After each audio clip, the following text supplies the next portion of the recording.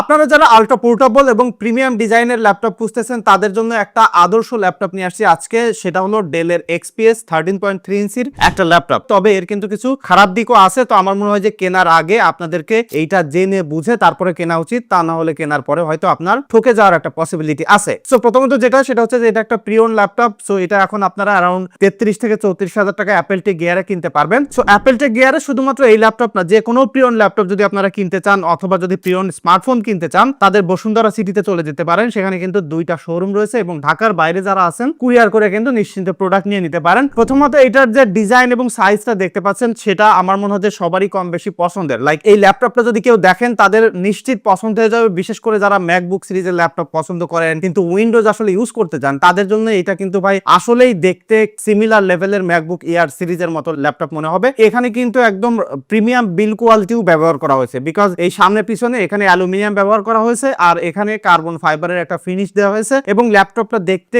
খুবই ছোট এবং যে ডিজাইনটা আছে একদম পাতলা, খুবই স্লিম ল্যাপটপ। যে কারণে যেটা বলছিলাম, যারা আসলে ব্যাগের মধ্যে একদম ছোট একটা জিনিস নিয়ে ঘুরতে চান, কোনো ধরনের ল্যাপটপ আছে এরকম হ্যাসেল নিতে চান না, তাদের জন্য এটা খুবই আইডিয়াল হবে। তার সাথে এটা কিন্তু একদম ডিউরেবল বিল কোয়ালিটি হওয়ার কারণে লং টাইম ব্যবহার করতে গেলে বা একটু আঘাত লাগলেও কিন্তু এই ল্যাপটপটাতে কিছু হবে না। সো ডিজাইন এবং বিল কোয়ালিটি, পোর্টেবিলিটির জন্য এটা একটা পারফেক্ট ল্যাপটপ। সো ডিজাইন বিল কোয়ালিটিতে তো শুধু পারফেক্ট হলে হবে না, এটা দিয়ে তো আসলে কাজকর্ম করা লাগবে, তাই না? সো এই ল্যাপটপটাকে পাওয়ার করতেছে কিন্তু Core i5 এর 8 জেনারেশনের একটা প্রসেসর, যার এক্সাক্ট মডেল হলো 8350U এবং এখানে 4 কোর 8 থ্রেড রয়েছে। তবে এর সাথে মাত্র 8GB র্যাম আপনারা পাচ্ছেন, যেটা আপনারা চাইলেই আপগ্রেড করতে পারবেন না, বিকজ এটা মাদারবোর্ডের সাথে সর্ট আউট করা, এবং 256GB NVMe SSD পাচ্ছেন। সো এই ল্যাপটপটার ইউজার কেসটা আপনাদেরকে একটু বলি, সেটা হচ্ছে যদি আপনি অফিসিয়াল কাজকর্ম করতে চান, লাইক যে কোনো ধরনের অফিসিয়াল কাজকর্ম করা, ডকুমেন্ট রিডিং করা, রিড আউট করা, ডকুমেন্ট বানানো, বিভিন্ন ধরনের প্রেজেন্টেশন বানানো বা অফিসিয়াল রিসার্চের জন্য কাজ করা বা মুভি দেখার জন্য যদি আপনি ব্যবহার করতে চান, হালকা পাতলা যদি আপনি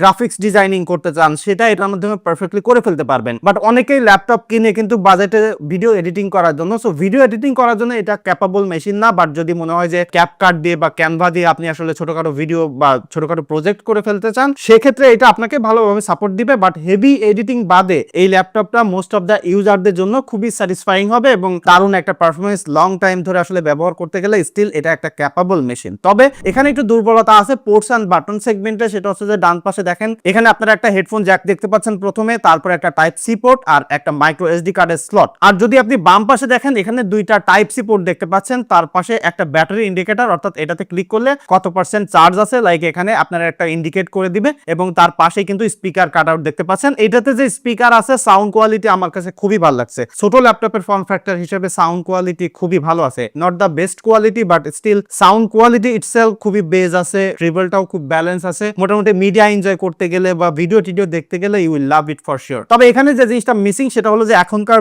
একদম মডার্ন ল্যাপটপের মতো, নিউয়েস্ট ল্যাপটপের মতো পোর্টস এন্ড বাটনের দিক থেকে কার্পণ্যতা করছে, অর্থাৎ এখানে কিন্তু কোনো প্রকার HDMI পোর্ট আপনারা পাচ্ছেন না, আবার কোনো প্রকার USB পোর্ট পাচ্ছেন না। সো যারা অফিসিয়াল কাজকর্ম করতে চান তাদের জন্য HDMI পোর্ট নাই, এবং যদি কোনো USB পেরিফেরাল আপনি ব্যবহার করতে চান সেক্ষেত্রে কিন্তু আপনাকে একটা ডঙ্গেলের সহায়তা নিতে হচ্ছে। আদার দ্যান দ্যাট আপনি কিন্তু যদি আপনার এই টাইপের ইউজেস কেস না থাকে তাহলে এটা পারফেক্টলি ইউজ করতে পারবেন, আপনার স্মার্টফোনের চার্জার দিয়ে এটাকে চার্জ করতে পারবেন। সেই দিক থেকে ডেফিনেটলি এটা একটা পজিটিভ সাইন রয়েছেই। এবং এটা যখন আপনি আনফোল্ড করবেন এই হিন্সটা আমার কাছে একটু কেমন জানি শক্তপোক্ত মনে হয়েছে, আরো একটু স্মুথ হইলে বেটার হইতো। তবে এটা এই পর্যন্ত যাইতে পারে টোটালি, বাট যখন ওপেন করবেন তখনই ল্যাপটপটার মজা পাবেন, বিকজ ল্যাপটপে কিন্তু এই জিনিসটা হয়ে থাকে যে আমরা সবসময় দেখি সাইডে অনেক বড় করে চিন বেজেল থাকে, সেই জায়গা থেকে এটা কিন্তু একটু ডিফারেন্ট অ্যাসপেক্টে গেছে। আপনি যদি উপরে দেখেন এবং দুই সাইডে দেখেন তাহলে দেখবেন একদম ন্যারো বেজেল রয়েছে, তবে একদম নিচের দিকে চিনটা একটু বিগার রয়েছে, এবং এই চিনের মধ্যেই কিন্তু আপনারা ওয়েব ক্যামটা দেখতে পাচ্ছেন, যেটা দিয়ে এটা দিয়ে আপনি আসলে ভিডিও কল করতে পারবেন বা কোনো ধরনের মিটিং করা বা যে কোনো ধরনের আসলে কাজকর্ম করার জন্য ওয়েব ক্যামটা আপনি ব্যবহার করতে পারবেন। এবং এটা খুবই শক্তপোক্ত আছে, যেমনটা বলছিলাম যে বিল কোয়ালিটি দারুণ হওয়ার কারণে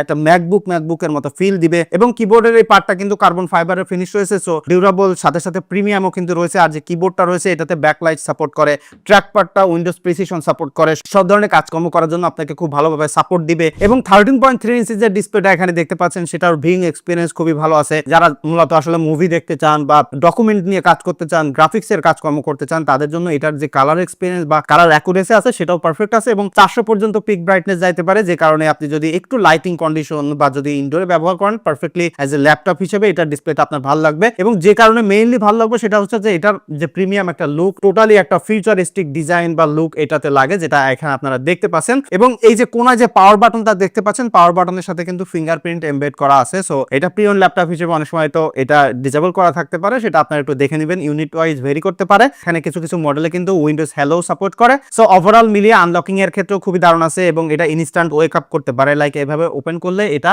আপনার স্মার্টফোনের মতো আসলে ডিসপ্লেটা অন হয়ে যায় এবং ইজিলি আপনি কাজ করে ফেলতে পারবেন। এবং এটা এভাবে রেখে দিলে স্ট্যান্ড বাইও খুবই ভালো আছে। লাইক আমি এটা 10-12 ঘন্টা করে রেখে দিয়ে দেখছি 1-2% করে ব্যাটারি ড্রেন করে। সো ড্রেইনের ইস্যুস নাই। ওভারঅল একটা পোর্টেবল মেশিন হিসেবে যেটা আসলে দরকার সেটা আপনি করে ফেলতে পারবেন। সো ফাইনালি যেটা আসি যে ছোট হইলে তো ব্যাটারিতে একটু কম্প্রোমাইজ থাকে একটা ল্যাপটপ, বাট আমরা যখন আসলে ল্যাপটপ কিনি তখন তো আসলে পোর্টেবিলিটির জন্য কিনি, তাই না? সো ব্যাটারি ব্যাকআপটাও কিন্তু আসলে ইম্পর্টেন্ট। সো এই ল্যাপটপটা আমি ব্যবহার করে 2.5 ঘন্টা স্ক্রিন অন টাইম পেয়েছি। সো এইটা আসলে যখন আপনি পার্সোনালি ব্যবহার করবেন হয়তো বা সামান্য একটু কম বেশি হইতে পারে, একটু বেশিও পাইতে পারেন। ওভারঅল এটা ডিপেন্ড করবে আসলে আপনি কোন টাইপের ইউজ করতেছেন। তবে ওভারঅল ল্যাপটপের সাইজ অনুযায়ী ব্যাটারি ব্যাকআপটা ঠিক আছে, বাট এটা আবার অনেকের কাছে আসলে কম মনে হতে পারে। So that will depend on your side, like আপনি আসলে কোন টাইপের ইউজার। তবে আমি ওভারঅল বলতে পারি যে টোটালি কমপ্লিট একটা প্যাকেজ হিসেবে এখন আসলে প্রিয়ন হিসেবে 33-34 হাজার টাকা বাজেটে যদি একটা প্রিমিয়াম ডিজাইনের ল্যাপটপের কথা বলেন সেক্ষেত্রে এটা ঠিকঠাক আছে। তবে একটা ডাউন সাইড আমার কাছে মনে হচ্ছে, সেটা হচ্ছে যে র্যামটা তো আপগ্রেড করা যায় না। সো র্যামটা 8 GB হওয়ার কারণে যারা আসলে মাল্টিটাস্কিং করতে চান,